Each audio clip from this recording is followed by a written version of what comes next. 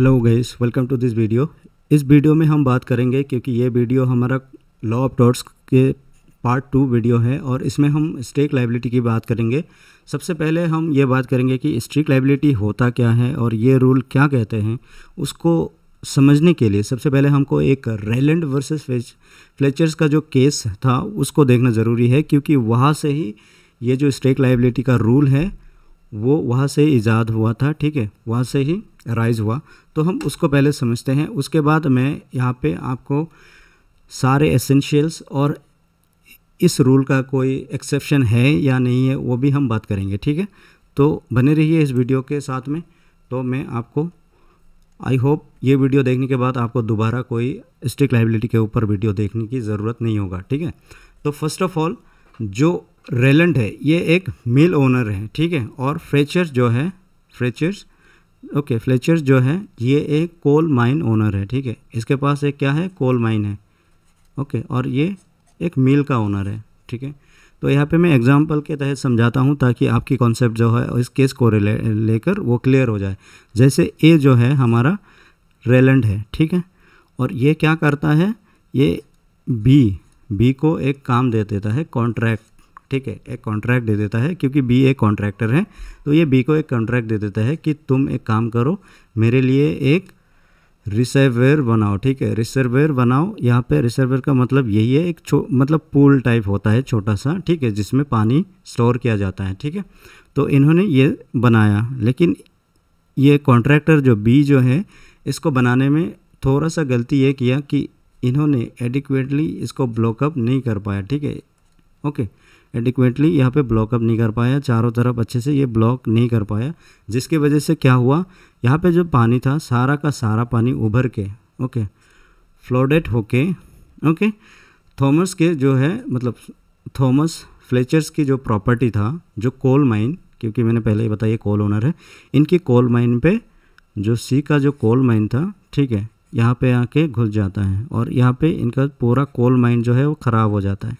ठीक है, तो अभी सबसे इम्पॉर्टेंट सवाल यहाँ पे ये उठता है कि जैसे हमने लॉ ऑफ टॉर्ट्स में पढ़ा है कि कोई भी इंसान अगर कोई भी रॉन्गफुल एक्ट बी के खिलाफ करता है तो ए उसके लिए लायबल होगा, राइट, ए को कंपनसेशन देना होगा।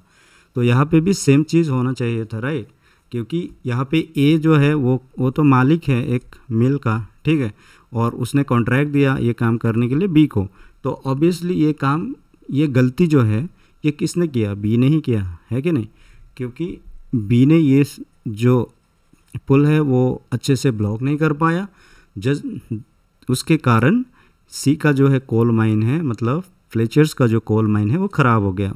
ठीक है, उसमें पानी भर गया, पूरा कोल माइन ख़राब हो गया, राइट। तो यहाँ पे गलती तो बी की होनी चाहिए, है कि नहीं। तो हम जजमेंट देखते हैं कि जजमेंट में क्या कहा गया। ओके, क्योंकि the House of Lords ruled in favour of Fletchers. Okay, Fletchers के फेवर में ये ऑर्डर दे देता है, establishing the principle of strict liability in torts. इसी केस की वजह से जो है हमारा टॉर्ट्स में स्ट्रिक्ट लायबिलिटी अराइज हुआ, इस स्ट्रिक्ट लायबिलिटी का रूल अराइज हुआ। यहाँ पे कोड ये बताता है दैट इफ ए पर्सन, अगर कोई इंसान bring something into their land, okay, कोई इंसान अपने ज़मीन पे कुछ चीज़ लाता है, ठीक है, that is likely to cause damage, जो कि नुकसान कर सकती है, इफ़ इट्स स्केप, अगर वो छूट जाए तो।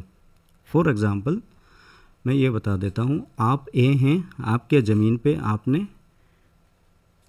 कुछ बारूद ला के रख दिए, फॉर एग्ज़ाम्पल बारूद लगे रख दिए, और यहाँ पे बी का भी घर है, ठीक है, और ये बारूद मतलब अच्छे से आपने पैकिंग करके रख दिए, कहीं ना कहीं ये स्केप होने की वजह से, या फिर गैस, फॉर एग्ज़ाम्पल गैस ला के रख दिए, कहीं ना कहीं ये स्केप होने की वजह से कहीं से आग लग जाता है। ठीक है, कहीं से आग लग जाता है तो क्या होगा, ऑब्वियसली बी का नुकसान हो जाएगा, राइट। तो इसी की बात कर रहे हैं कि अगर कोई इंसान किसी अपने ज़मीन पे या फिर अपने दुकान या फैक्ट्री में कुछ चीज़ें रखते हैं जो कि दूसरों को डैमेज कर सकता है, ठीक है, अगर वो छूट जाता है तो they are strictly liable for any damage that occur. Okay, और वही इंसान इसके लिए लायबल होगा, ठीक है, regardless of negligence. This provide the use of land is not non natural, ये मैं बाद में समझाऊंगा आपको। तो यही चीज़ें इस केस में सेम चीज़ें ही हुआ, क्योंकि लैंड किसकी है, ए की है, बी की तो नहीं है, राइट। और बी एक कॉन्ट्रैक्टर है, तो बी ने काम किया, लेकिन लायबिलिटी अभी कौन भरेगा, ऑब्वियसली ए को ही भरना होगा, क्योंकि ए की लैंड है और उसके लैंड में रिजर्वर ये बनाया गया, और उसके बाद चाहे वो बी की गलती हो लेकिन लायबल तो ए ही होगा ना, क्योंकि वो प्रिकॉशन नहीं लिया होगा या जो भी है। तो इसकी वजह से यहाँ पे इस केस में ए ही जिम्मेदार होगा, ठीक है। तो स्ट्रिक्ट लायबिलिटी क्या कहते हैं, इसको इस रूल को समझने के लिए हम इसका एसेंशियल देखने की बहुत इंपॉर्टेंट है। एसेंशियल हम पहले देख लेते हैं। ओके, स्ट्रिक्ट लायबिलिटी का रूल क्या है, ए पर्सन हु और for their own purpose. Okay, एक इंसान जो कि अपने खुद की पर्पस के लिए bring on to their land and collect and keeps anything okay likely to cause harm if it escape. ये इम्पॉर्टेंट है कि एक इंसान जो है वो कुछ चीज़ें लाते हैं और अपने घर में या फिर अपने फैक्ट्री में रख देते हैं, ठीक है। फॉर एग्जांपल कुछ चीज़ें, अगर ये चीज़ें बाहर निकल आए या फिर यहाँ पे कुछ नेग्लिजेंसी हुआ या फिर ये चीज़ें लीकेज हो गई या फिर छूट गई, ठीक है, तो क्या होगा, दूसरे की नुकसान हो जाएगी, ठीक है। उसके लिए यहाँ पे ये चीज़ छूट जाए या फिर लीकेज हो जाए, यहाँ पे इसकी वजह से कुछ भी नुकसान हो जाए ना, तो इसके लिए लायबल ए ही होगा, राइट, ठीक है। तो स्ट्रिक्ट लायबिलिटी का रूल यही है कि आप अगर कुछ चीज़ें अपने घर में, अपने मकान में, अपने बिजनेस पर्पस के लिए लाते हो जो कि थोड़ा डेंजरस हैं, ठीक है, जो कि अगर वो लीकेज हो जाएगा या फिर छूट जाएगा तो दूसरों की नुकसान कर सकते हैं, देन उसकी वजह से आप ही जिम्मेदार हो उन चीज़ के लिए, आप ही लायबल माने जाएंगे, ठीक है, इन चीज़ों के लिए। तो इसका एसेंशियल फर्स्ट एसेंशियल क्या है, डेंजरस थिंग। ओके, यहाँ पे फर्स्ट चीज़ है डेंजरस थिंग और दूसरी चीज़ है स्केप, जैसे यहाँ पे लीकेज हो जाना, छूट जाना, एंड तीसरी चीज़ है नॉन यूज़ ऑफ लैंड। ये बहुत ही इंपॉर्टेंट चीज़ है, हम इसको डिस्कस करते हैं थोड़ा बहुत। Non use of natural land. Okay, non natural use of land होना चाहिए था, ये थोड़ा टाइपिंग मिस्टेक हो गया, तो यहाँ पे ये होगा, एक second, non natural use of land. Okay, तो इसका मतलब ये है that non natural use of land का मतलब कि आप उस लैंड में कुछ ऐसे चीज़ ला के रखते हो, ठीक है, कुछ ऐसे ऑब्जेक्ट ला के रखते हो जिसकी मतलब डैमेज होने की जो प्रोबेबिलिटी हो वो थोड़ा बढ़ जाते हैं, ठीक है, जिससे लोगों की नुकसान पहुंचने की जो है प्रोबेबिलिटी वो बढ़ जाती है। ओके, अगर उस चीज़ से दूसरों का नुकसान हो जाए तो इसी को कहते हैं non natural use of land. For example, मैं एक एग्जांपल के ज़रिए समझाता हूँ कि ये जो है, ठीक है, अपने फैक्ट्री में कुछ ऐसा डेंजरस चीज़ें नहीं है, राइट। तो इसके फैक्ट्री के साइड में एक पेड़ है, ठीक है, पेड़ है, तो अभी बी जो है अपनी गाड़ी लेके वहाँ से जा रहा है, कार लेके, ठीक है। अगर ये पेड़ किसी कारणवश, ओके, नेचुरल फोर्स के द्वारा, ठीक है, वो गिर जाते हैं, राइट, तो अभी क्या ए को इसके लिए लायबल माना जाएगा? ऑब्वियसली नहीं, क्योंकि ये पेड़ है, ये नेचुरल चीज़ है, ठीक है। तो ये गिर गया उसके कार के ऊपर, ये तो ए को भी पता नहीं था ना कि ये बी के ऊपर गिरेगा जाके, राइट। तो ये नेचुरल चीज़ें हैं।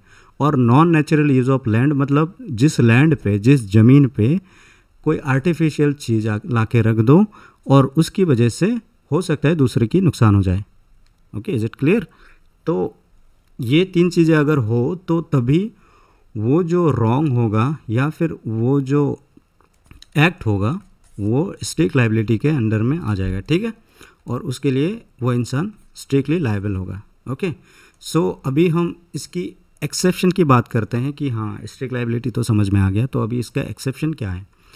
एक्सेप्शन है स्ट्रिक्ट लायबिलिटी का बहुत सारे केसों में, जैसे एक्ट ऑफ गॉड, ठीक है, अगर कोई भी काम नेचुरली होता है तो, ठीक है, नेचुरल इवेंट्स के द्वारा होता है, जैसे अर्थक्वेक हो गया या फिर फ्लड हो गया, ठीक है, ओके, सुनामी हो गया या फिर नेचुरल डिजास्टर्स कोई भी हो, मैं शॉर्ट में समझा रहा हूँ। एक्ट ऑफ गॉड तो सभी समझते हैं, that what is act of God. Act of God means that any things which is occurred by the natural disasters. Okay, तो उसमें स्ट्रिक्ट लायबिलिटी के अंदर में नहीं आएगा, ठीक है। और थर्ड पार्टी इंटरवेंशन मतलब that if the harm was caused by the unforeseeable and independence action of a third party, okay, the defendant may be release of strict liability. जैसे यहाँ पे ए ने जो है रेलेंट ला के मतलब वहाँ पे रिसीवर एक बनाया, और यहाँ पे ये रिसीवर जो है किसी तीसरे बंदे ने आके सपोज़ उसको मतलब ख़राब कर दिया। ख़राब करने की वजह से पानी अगर उभर के ओके सी के उधर जाके कोल माइन को ख़राब करता, देन ये इसके लिए लायबल नहीं होता, ठीक है, क्योंकि यहाँ पे किसी तीसरे बंदे ने आकर ये सब काम किया है, थर्ड पार्टी अगर कोई आके काम करता है तो। उसके बाद 3 नंबर है प्लेंटिफ्स ओन डिफ़ॉल्ट। अगर प्लेंटिफ को पता है दैट ए जो है ए के ज़मीन में कुछ ऐसा डेंजरस चीज़ें हैं और बी जो है प्लेंटिफ है, फॉर एग्जांपल ए के पास रहता है, तो बी को पता है that something is dangerous here, okay, कि कुछ जो यहाँ पे डेंजरस है, तो वो अगर उसको एज्यूम करता है एक्टिविटी को कि यहाँ पे क्या रिस्क है, तो इसके लिए भी प्लेंटिफ जो है मतलब वो जो डिफेंडेंट है वो लायबल नहीं होगा, okay. And number 4 is that plaintiffs consent. अगर जैसे ए अपने ज़मीन में या फिर अपने फैक्ट्री में कुछ ऐसा सामान रख रहे हैं जैसे जो डेंजरस हो, ठीक है, और बी जो है अपना कंसेंट दे रहा है कि भाई ठीक है तुम रखो, ओके, देन अगर ये बाद में ये सामान की वजह से बी का नुकसान भी हो जाए ना, तो फिर ये ए लायबल नहीं होगा उसके लिए, राइट। सो उसके बाद B public authority and statutory immunity. यहाँ पे क्या होता है, समटाइम्स स्ट्रिक्ट लायबिलिटी क्लेम्स में बी लिमिटेड और barred when the defendant is an government entity acting okay within statutory authority. For example कि अगर कोई भी चीज़ जो डिफेंडेंट अगर गवर्नमेंट अथॉरिटी है इसमें, ठीक है, और वो एक रोड बना रहा है फॉर एग्जांपल, और आपका जो घर है रोड के साथ मतलब रोड के पास ही है, ठीक है, और वो ज़मीन आपके नाम पे नहीं है फॉर एग्जांपल, तो अगर ये तोड़ेगा तो उसके लिए लायबल नहीं होगा, ठीक है।